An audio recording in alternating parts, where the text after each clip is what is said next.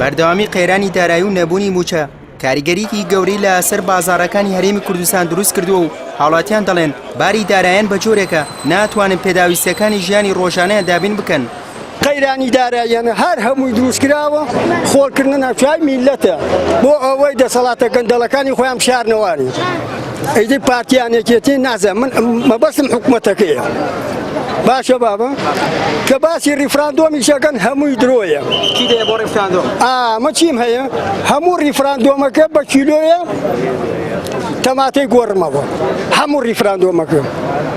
ئەو ریفراندۆمەی کە من سەر بەخۆی پێ بەدەستێنەوە. بۆچی ئەم لە تووڕێ بێزاری؟ بۆچی ئەم نە بێزاری؟ ئەزای بۆ بێزارم باخەڵم پارەی تیان نییە. وەزعم تێک چووە.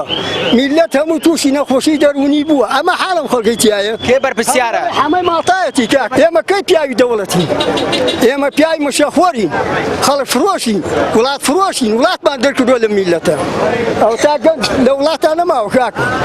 ئیدە من دڵ بەچی خۆشکەم. هیوادارم هەموو کەناڵی ئاوا بێتە ناو خەڵکەوە بزانێ ئەوە 250 لە گیرفانایە دەوەرە ماڵ و مناڵ نەخۆشێکی شمەیە 3 دانە ساڵە لەسەر جێ چ بەرپرسی هاتووە سەردانێکم بکە بۆ ماڵ و مناڵ ئەڕوا بڕێەوە. زیاتر لە 3 ساڵە قەیرانی دارایی کوردستانی گرتووەتەوە و چالاکی و جموجوڵی بازرگانی بە شێوەیەکی بەرچاو سس بۆ و جوڵەی بازارکەمی کردووە و هاوڵاتیانش پێیان وایە قەیرانەکە دروستکراوە و بەرژەوەندی حیزبی لە پشتە.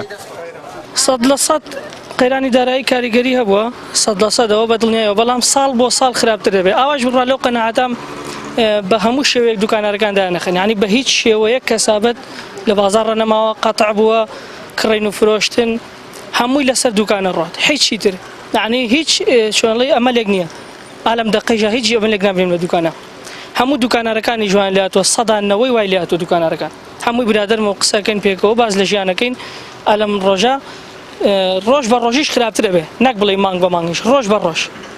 قەیرانی دارایی تەنها لە ڕووی مادیەوە زیانی بە هاوڵاتیان نەگەیاندووە بەڵکو کاریگەریەکی گەورەی لە سەر دەرونی هاوڵاتیان داناوە.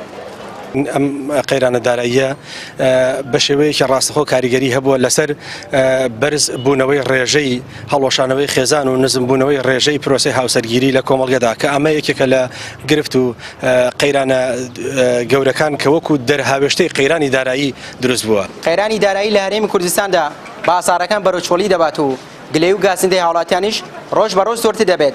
تەنانەت ئافرەتانیش ئامادەن هەڵقەی هاوسەرگیری دەستی خۆیان بفرۆشن تا قەیران کاریگەری لە سەر ژیانی تایبەتیەوە نەکات.